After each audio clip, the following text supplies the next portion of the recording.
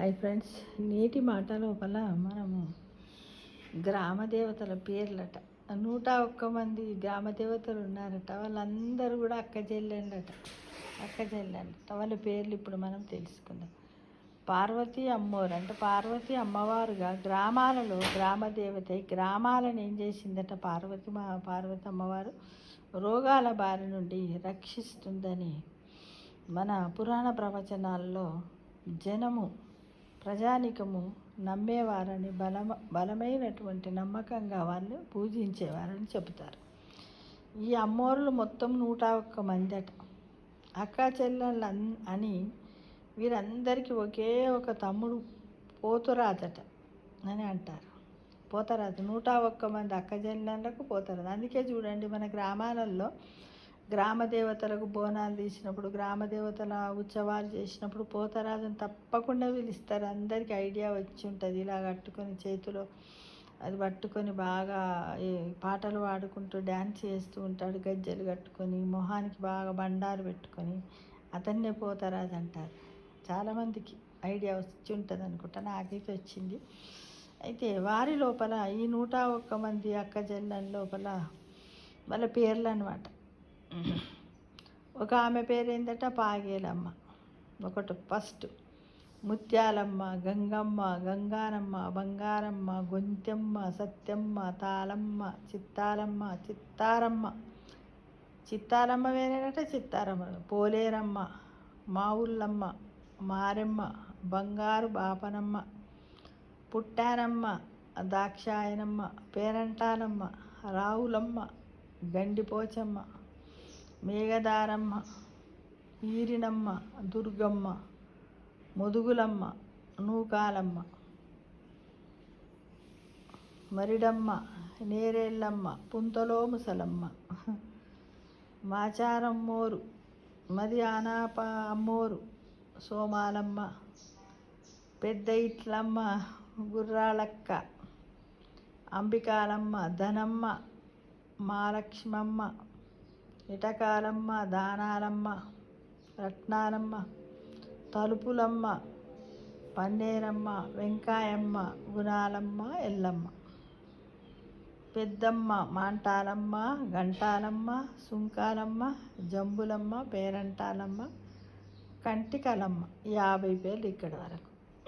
51 వనువులమ్మ, సుబ్బాలమ్మ, అక్కమ్మ, గనిగమ్మ, దారాలమ్మ, మహాలక్ష్మమ్మ, లంకాలమ్మ, దోసాలమ్మ, పల్లాలమ్మ, అంకాలమ్మ, జోగులమ్మ, పైడి తల్లమ్మ, చెంగాలమ్మ, రావులమ్మ, బూరుగులమ్మ, కనక మహాలక్ష్మి, పోలమ్మ, కొండాలమ్మ, వెర్నమ్మ, దేశిమ్మ, గరవాలమ్మ, గరగలమ్మ, దానమ్మ, మహాకాలమ్మ, వేరులమ్మ, మరిడమ్మ, మూళ్ళ మాంబిక, యారాలమ్మ, వల్లూరమ్మ, నాగులమ్మ, వేగులమ్మ, ముడియలమ్మ, రేణుకమ్మ, నంగారమ్మ, చెంగారమ్మ, నాంచారమ్మ, సమ్మక్క, సారలమ్మ, మజ్జిగౌరమ్మ, కన్నమ్మ, పేరంటాలమ్మ, రంగమ్మ, పేరంటాలమ్మ, వెంగమ్మ, పేరంటాలమ్మ, తిరుపతమ్మ, రెడ్డమ్మ, పగడాలమ్మ, మురుగులమ్మ, 97 కుంచమ్మ, ఎరుకమ్మ, ఊర్లమ్మ తల్లి, మరిడమ్మ, 101 సుంకాలమ్మ అవ్వ. ఈ విధంగా 101 మంది గ్రామ దేవతలు ఉన్నారు. వీరెవరు? పార్వతికి అక్క చెల్లెండట. ఈ విధంగా అమ్మవారిని మన గ్రామాల్లో గ్రామ దేవతలుగా వెలిశారు. మరి వీళ్ళు ఎలా వెలిశారు అంటే, మనం రకరకాల పేర్లతో పిలుచుకొని గ్రామ దేవతలకు మనము చేస్తూ ఉంటాం.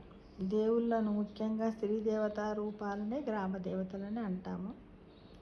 సాంప్రదాయాన్ని అనుసరించి గ్రామరక్షణ దేవతలను ఊరి పొలిమేరలో ఏర్పాటు చేస్తారు.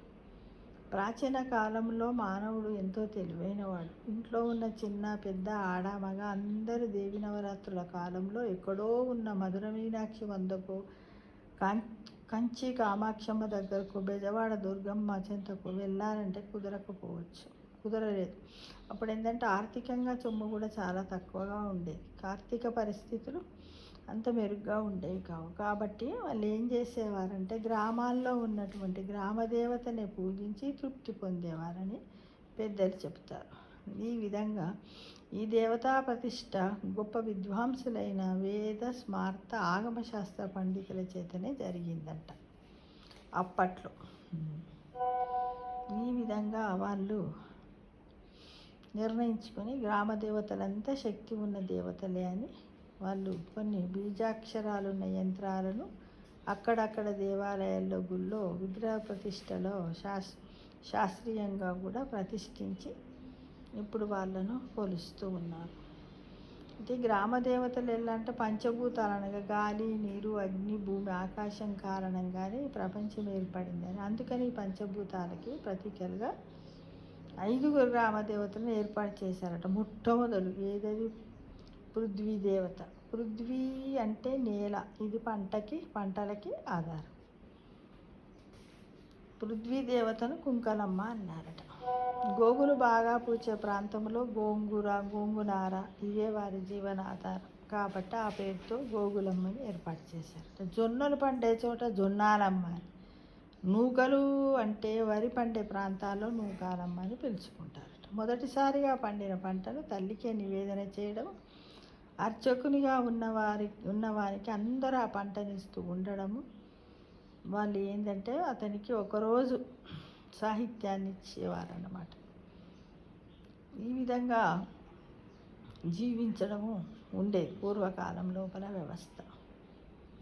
ఈ పంటలన్నీ చేతికి అందాక సుఖ సంతోషాలతో జాతర చేస్తూ ఉండేవారు. ఇప్పటికి కూడా అనేక గ్రామాలలో ఇవి జరుగుతూనే ఉన్నాయి, మనం చూస్తూనే ఉన్నాం, వింటూనే ఉన్నాం. ఇక జలదేవత రెండవది ఏంది? జలానికి సంబంధించి గంగమ్మ, గంగారమ్మ.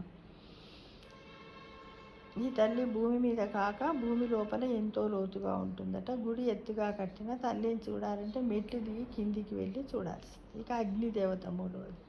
పగటిపూట తేజస్సునిచ్చే సూర్యునికి ప్రతీకగా సూరమ్మను, రాత్రిపూట తేజస్సునిచ్చే చంద్రుడికి ప్రతీకగా పున్నమ్మని దేవతలుగా చేశారు. ఈ విధంగా వాళ్ళు ఆనందోత్సాహంతో హారతిస్తూ అమ్మవారి యొక్క కృపకు పాత్రలయ్యేవారు అన్నమాట. ఇక వాయుదేవత నాలుగవది వాయువు. కురవలి అంటే పెద్దగాలి. కొండ ప్రాంతంలో ఉండేవారికి విపరీతమైన కొండగాలి వీచినప్పుడు ఏ ఉపద్రవము ఉండకుండా రక్షించేందుకు కురవలమ్మని ఏర్పాటు చేసుకున్నారు. ఇక ఆకాశ దేవత ఐదవది ఏంటి? ఆకాశం ఎత్తులో ఉన్నందున కొండమ్మను ఆకాశ దైవానికి ప్రతీకంగా తీసుకున్నారట. పిడుగులు, మెరుపులు, గాలివాన ఇలాంటి వాన నుండి రక్షించేందుకు ఈ తల్లిని ఏర్పాటు చేసుకున్నారు. గ్రామదేవత నామ విశేషాలను ఈ విధంగా వాళ్ళు రకరకాల పేర్లతో పిలిచి ప్రతి గ్రామదేవత పేరు వెనుక ఒక పరమార్థం ఉందని, సొంత ఊరిని విడిచి పొరుగురు వెళ్ళే వ్యక్తుల యొక్క రాకపోకల్ని గమనిస్తూ ఊరి పెరమల్లో ఉండే తల్లిని పొలిమేరమ్మగా పిలుచుకునేవారట. ఎల్ల అంటే సరిహద్దు అని అర్థం, అందుకే ఎల్లమ్మ అని కూడా పెట్టుకునేవారు. ఒక వ్యక్తికి జీవనభృతి కలిగించి పోషించే తల్లి కాబట్టి పోచమ్మ అని, ఎల్లమ్మ అని ఇలా రకరకాలుగా. భక్తులు ఎటువంటి వ్యాధులు రాకుండా నివారించేదైతే పోచమ్మ రక్షణ ఇస్తుందని వాళ్ళ నమ్మకం. ప్రతి వ్యక్తికి ఇంతకాలం జీవించాలని ఓ కట్ట ఏది ఉందో ఆ కట్టని వేయగల అమ్మనేమంటారు? కాల మైసమ్మ అని. అది కాలక్రమంలో కట్ట మైసమ్మ అయిందన్నమాట. స్వచ్ఛమైన అమ్మ అనే అర్థములో 2 పదాలను కలిపి అచ్చమ్మగా చేశారు. సాధారణంగా 15 ఊళ్ళకే దేవతలు ఉంటుంది అని వాళ్ళ నమ్మకం. ప్రజల మనస్సులో పుట్టే ఏ కోరికైనా మంచిది కాదో తానే నిర్ణయించి కోరిన కోరికల్ని తీర్చే బాధ్యతలన్నీ స్వీకరించి భక్తులకు అండగా నిలిచే తల్లి తలుపులమ్మనట. తలుపు అంటే ఆలోచన, తలుపు అంటే వాటిని తీర్చే తల్లి తలుపులమ్మగా మారింది. శంకరునితో కలిసి అర్ధనారీశ్వర రూపంతో అమ్మవారు ఉండేది. ఆ కారణంగా శంకరుడి మెడ మీద మచ్చ కారణంగా అంకగలమ్మగా మారిపోయింది. ఈ విధంగా సీతాలాంబ, ఈమె చేతిలో చీపురు చేట ఉంటుందట. తన గ్రామంలోని ప్రజలకు వ్యాధులను కలిగించే క్రిమికీటకాలు, భయాన్ని కలిగించే భూతపేత పిశాచ గణాలు గ్రామంలోకి రాకుండా ఊడ్చి చాటలోకి ఎత్తి పారబోసేదని నమ్మకం. పాములు బాగా సంచరించే చేతిలో ఉండే తల్లి పుట్టమ్మ. ఈమె గుడిలో అనేక పుట్టలు ఉంటాయి.